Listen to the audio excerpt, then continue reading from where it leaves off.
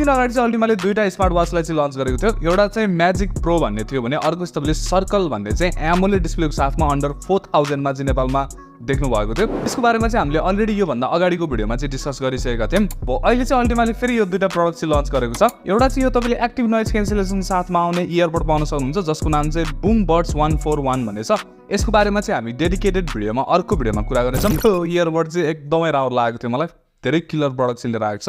त्यसैगरी अर्को चाहिँ तपाईँले यो नोभा प्रो भन्ने स्मार्ट वाच चाहिँ पाउन सक्नुहुन्छ। यो पनि तपाईँले फेरि एमोलेड डिस्प्लेको साथमा चाहिँ देखिरहनु भएको छ। यो स्मार्ट वाचलाई चाहिँ मैले करिब 15 दिनदेखि चाहिँ युज गरिरहेको छु। सो आजको भिडियोमा चाहिँ म तपाईँलाई यसको बारेमा कुरा गर्न जाँदैछु। तपाईँले के फिचर्स पाउन सक्नुहुन्छ, त्यसैगरी कति प्राइसमा चाहिँ लन्च भएको छ, त्यो प्राइसको हिसाबले कस्तो छ त्यसको बारेमा चाहिँ हामी यो भिडियोमा डिस्कस गर्न जाँदैछौँ। म चाहिँ तपाईँलाई अनबक्सिङमा चाहिँ टाइम वेस्ट गर्दिनँ किनभने यो एकदमै सिमिलर छ अनबक्सिङ एक्सपिरियन्स होइन। पहिलाको जस्तो तपाईँले चार्जर पाउन सक्नुहुन्छ, त्यही पेपर वर्कहरू तपाईँलाई दिएको छ, स्क्रिन गार्ड पनि तपाईँले पाउन सक्नुहुन्छ। अब वाचमा चाहिँ तपाईँले थोरै डिफ्रेन्ट यहाँ देख्न सक्नुहुन्छ। यसको बारेमा चाहिँ कुरा गरौँ। यो स्मार्ट वाचको चाहिँ एकदमै हाइलाइटिङ फिचर्स अनि मलाई चाहिँ एकदम धेरै मन परेको फिचर्स भनेको चाहिँ यसको डिस्प्ले छ अनि डिजाइन छ।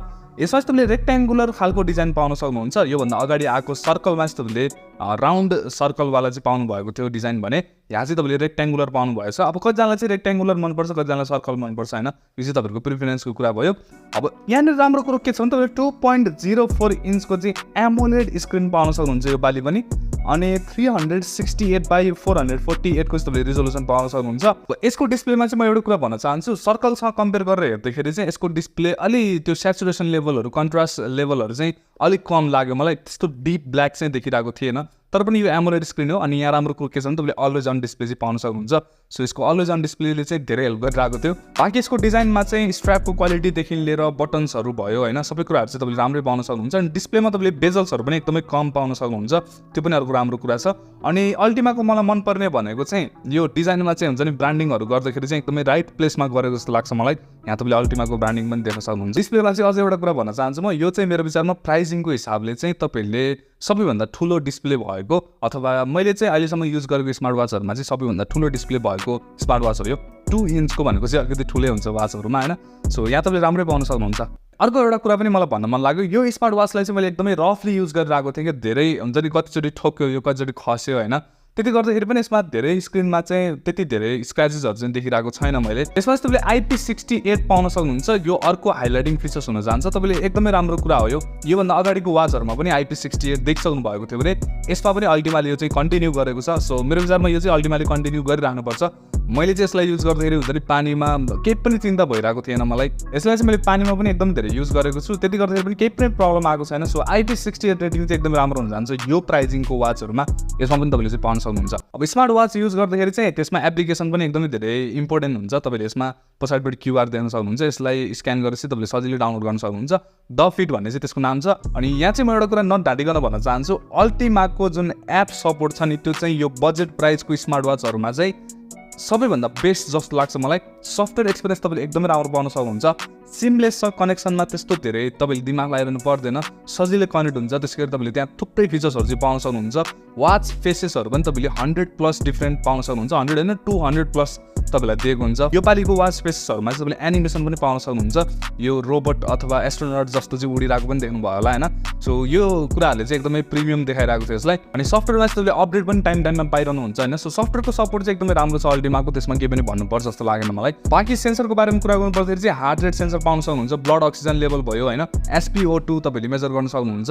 अनि SpO2 को बारेमा धेरै कन्फ्युजन भइरहेको थियो। फेरि एउटा म तपाईँलाई के भनिदिन्छु भने यो बजेट स्मार्ट वाचहरूमा हुन्छ नि, मैले अगाडिको भिडियोमा पनि तपाईँलाई भनेको थिएँ 100% डिपेन्डेन्ट चाहिँ हुनु हुँदैन। तर तपाईँले जब हातमा लगाएर मेजर गर्नुहुन्छ नि यसमा चाहिँ पहिलाको भन्दा अझै इम्प्रुभ भएको छ। तपाईँले अरू सामानतिर राख्दाखेरि चाहिँ यसले डिटेक्ट गर्छ होइन, हातमा लगाउनु भनेर चाहिँ देखाउँछ।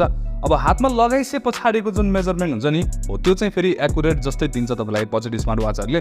अरू बेला पनि देखाउन चाहिँ सक्छ, तर जुन हातमा लगाएर मेजर गर्नुहुन्छ त्यो चाहिँ रिजल्ट अलिकति एकुरेट हुनसक्छ। मैले भन्न खोजेको चाहिँ के हो भने तपाईँले जब हातमा लगाएर मेजर गर्नुहुन्छ नि SpO2 भयो, हार्ट रेट भयो, यिनीहरू चाहिँ अलिकति एकुरेट चाहिँ हुन्छ। तर फेरि बाहिर पनि देखाउन चाहिँ सक्छ है मेजरमेन्ट। त्यो सेन्सरले चाहिँ अलिकति सस्तो बजेटवाला सेन्सर भयो नि त यो, त्यो भएर चाहिँ तपाईँले त्यो बुझ्नुपर्ने हुन्छ। यसको मेजरमेन्ट पनि पहिलाको भन्दा चाहिँ इम्प्रुभमेन्ट मैले देखेँ होइन, अरू सामानहरूमा लगाउँदाखेरि चाहिँ हातमा लगाउनु भनेर चाहिँ देखाउँछ होइन, तर पनि ट्रिक चाहिँ गर्न सकिन्छ है। फेरि तपाईँले ट्रिक गर्न खोज्नु भयो भनेदेखि चाहिँ त्यो चाहिँ सकिन्छ। सो बजेट स्मार्ट वाचहरूमा अहिले पनि हामीले यही देखिरहेको छ। बाँकी तपाईँले यसमा 100+ डिफ्रेन्ट स्पोर्ट्स मोडहरू चाहिँ पाउन सक्नुहुन्छ भने ब्लुटुथ कलिङको पनि तपाईँलाई फिचर्स दिएको छ, अनि यहीँबाट तपाईँले सजिलै डायल गरेर चाहिँ कल पनि गर्न सक्नुहुन्छ। अनि मलाई चाहिँ धेरैजनाले सोध्ने गर्नुहुन्थ्यो यो स्मार्ट वाचमा चाहिँ क्यालकुलेटर छ कि छैन भनेर, यसमा तपाईँले सजिलै क्यालकुलेटर पनि युज गर्न सक्नुहुन्छ। अनि मोबाइलमा भएको नोटिफिकेसनहरू पनि तपाईँले यसबाट हेर्न सक्नुहुन्छ, फेसबुकको, मेसेन्जरको, वाट्सएपको होइन, तपाईँलाई केही मेसेजहरू आयो भनेदेखि चाहिँ यहीँबाट तपाईँले नोटिफिकेसन पनि हेर्न सक्नुहुन्छ। सो अब कुरा गरौँ यसको चाहिँ ब्याट्री लाइफको बारेमा। यो स्मार्ट वाचको चाहिँ एउटै अलिकति नराम्रो पार्ट भनेको चाहिँ यसको ब्याट्री लाइफ छ।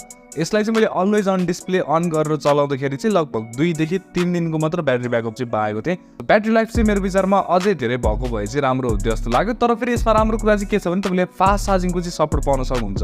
लगभग 10 मिनट चार्ज गरेर चाहिँ तपाईँले 1 दिनको ब्याकअप पाउन सक्नुहुन्छ भने यसलाई चाहिँ तपाईँले अन्डर 1 आवरमै चाहिँ फुल चार्ज गर्न सक्नुहुन्छ। सो अब बाँकी रह्यो यसमा तपाईँले स्लिप मोनिटरिङ फिचर्स त अब अभियसली पाइहाल्नुहुन्छ। अनि ब्लुटुथ भर्सन 5.3 तपाईँलाई दिएको छ, सो कनेक्टिभिटीमा पनि नो इस्यु। अनि त्यसरी यो वाचलाई युज गर्दाखेरि चाहिँ मलाई एउटा कुरा खल्लो लागेको चाहिँ यसको युआईहरू चलाउँदाखेरि चाहिँ त्यति स्मुथनेस छैन होइन। स्पेसली त्यो जुन सर्कल थियो नि लन्च भएको अगाडिको वाच, त्यसको चाहिँ एकदमै राम्रो स्मुथनेस थियो भने यसमा चाहिँ अलि टच रेस्पोन्सहरू चाहिँ त्यति राम्रो स्मुथ खालको चाहिँ छैन। बाँकी अरू सबै कुराहरू चाहिँ राम्रै छ। अब प्राइसिङको बारेमा कुरा गर्नु पर्दाखेरि चाहिँ यो नेपालमा लन्च भएको छ 3,999 मा, अहिले चाहिँ अफर प्राइसमा लन्च भएको। यसको नर्मल प्राइस भनेको चाहिँ अराउन्ड 6,000 हुन जान्छ। सो तपाईँले चाहिँ नोभेम्बर 6 सायद यो भिडियो हेर्दाखेरि चाहिँ लन्च भइसकेको होला। अहिले चाहिँ पर्चेस गर्नुभयो भनेदेखि चाहिँ अफरमा तपाईँले 4,000सम्म पाउन सक्नुहुन्छ। त्यो प्राइसिङमा चाहिँ यदि तपाईँले हेर्नुभयो भनेदेखि यो चाहिँ मेरो विचारमा राम्रै छ स्मार्ट वाच। ओभरअल हेर्ने हो भनेदेखि चाहिँ यो सर्कल अनि त्यसै गरी म्याजिक प्रोहरू भन्दा चाहिँ बेटर छ ओभरअलमा।